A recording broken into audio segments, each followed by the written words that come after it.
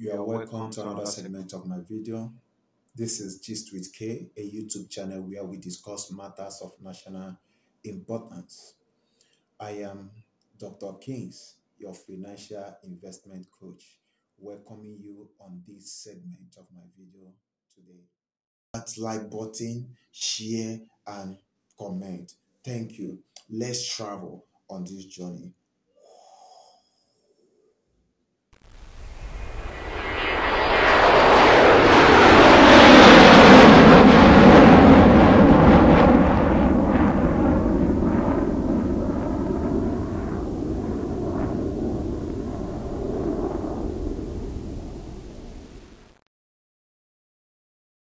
This video, I'll be talking briefly on the disciplines required to save money. Discipline required to save money. When you want to talk about money making, you talk about discipline.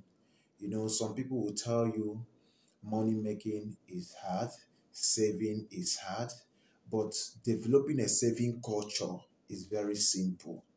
Developing a saving culture is simple, but it requires a lot of discipline.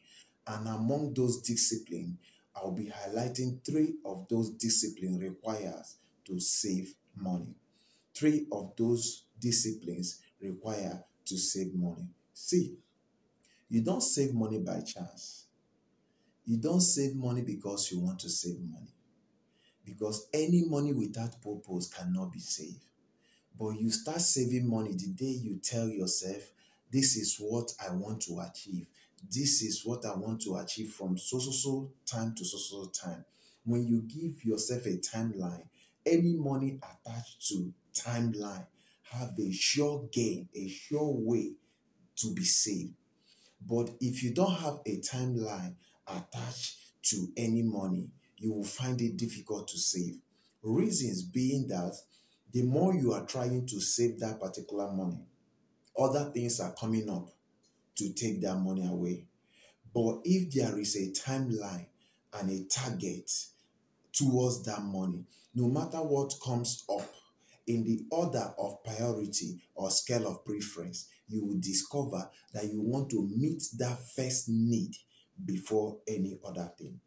And on today's segment of my video, I'll be highlighting three of the disciplines or things required or skills required to save money.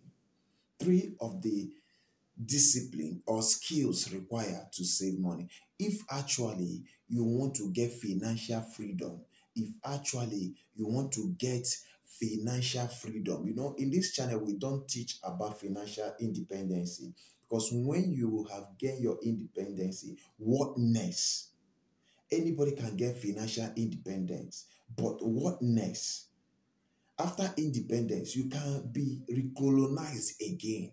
That problem might come up again and eat up those money. But financial freedom is before the need will arise, the supply will already be there waiting for them. The supply will be the one beckoning on them. Come up, let me swallow you up.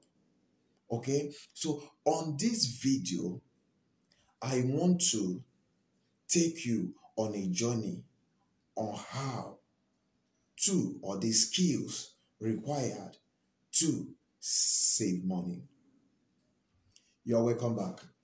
Number one on my list on this video of the skills required to save money is discipline. Discipline. Listen, it takes discipline to do anything. Anything that any human being gets involved to do in this world requires discipline.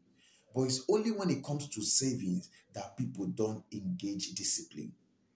You will see somebody that will say, I want to be a street guy. And the person will go out to the street. Somebody will start mentoring him and tell him, you need to show up every day. You need to come, bully people, do this. That person will put every amount of discipline required to bully people, to have a place in the street just to achieve that motive.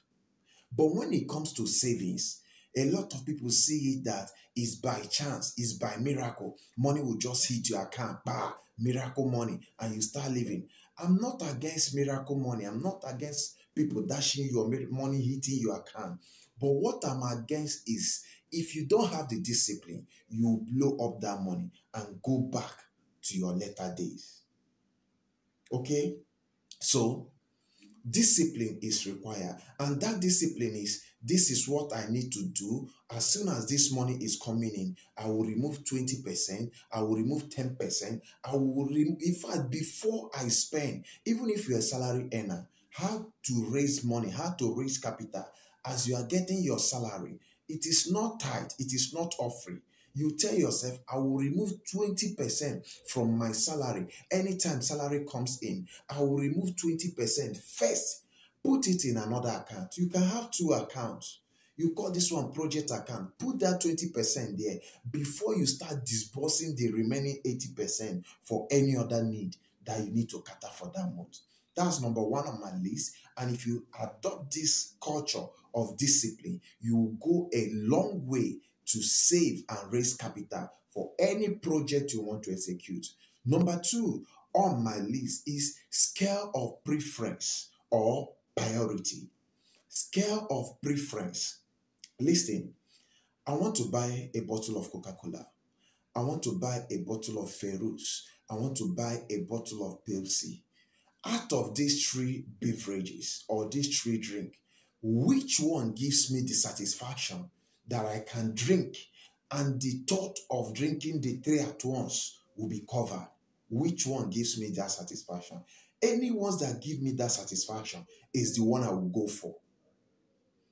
I'm not doing advert here, but I'm just for the point of reference. Anyone that gives me that satisfaction is the one I will go for. I will not go and buy Coke, buy Ferrous, and buy Pepsi because I have the money. No.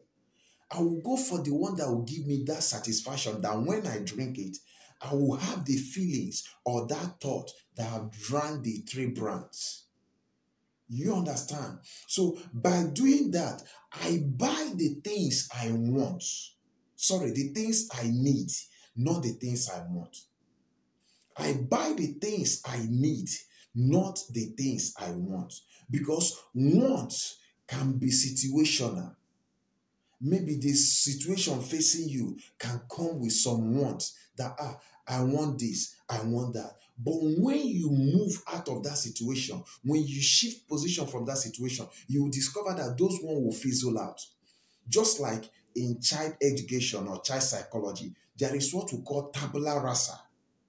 Tabula rasa in child education or child psychology. You see, when you are carrying a child between the age of 1 year to 0 to 1 year, when you carry them, you can pick up an object. Once their attention or their gaze is fixed on that object, they will start crying, trying to reach out for that object. They'll be doing anything humanly possible to reach out for that object. But as soon as you remove that object from their sight or their gaze, they'll forget about it.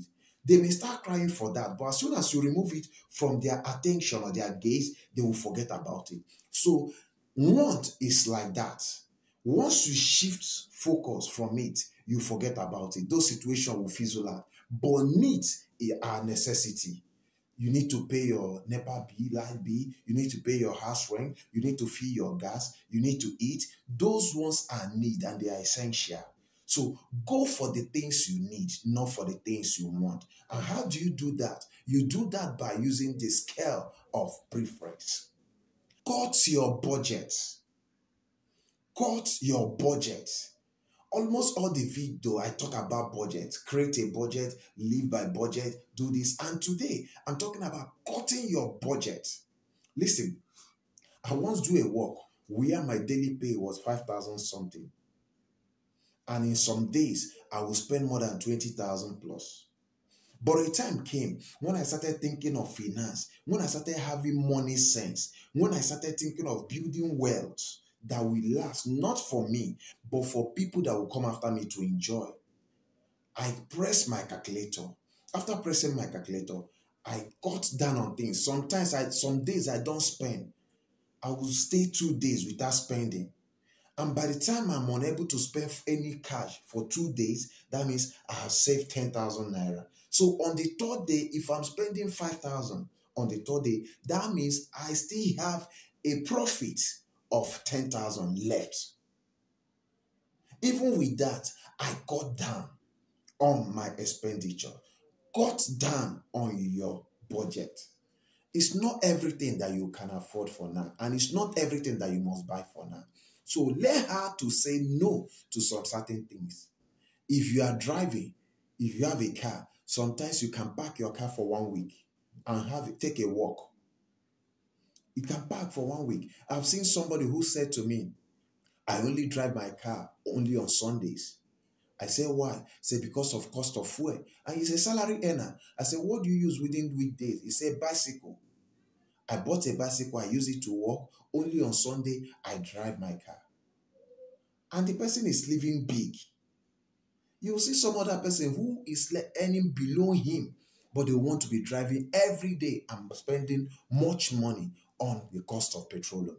So if you adopt these 3 skills, you will discover in no distant time, in as much you give yourself a time frame, in no distant time, you'll be able to build wealth that will last for a longer period of time. And you're able to execute some capital project, because in this skill, you will discover that the money you will save will not only execute that project, because most time when you start saving, you will discover that those projects may not be all that important for that time.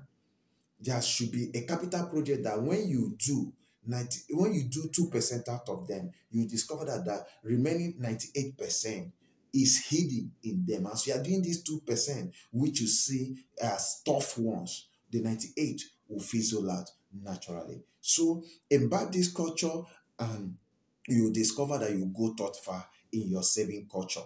If you are new to this channel, this is Gist with K, a YouTube channel where we discuss matters of national importance. And I'm Dr. Kings, your financial investment coach. Subscribe, share, comment, like. Let it get to a wider audience. What we are doing here is to build a young generation of millionaires, people who have what it takes, the discipline it takes to raise money and to grow wealth, with or without any assistance from any uncle or relative. Thank you, and see you on my next video. Signing out for now. Bye.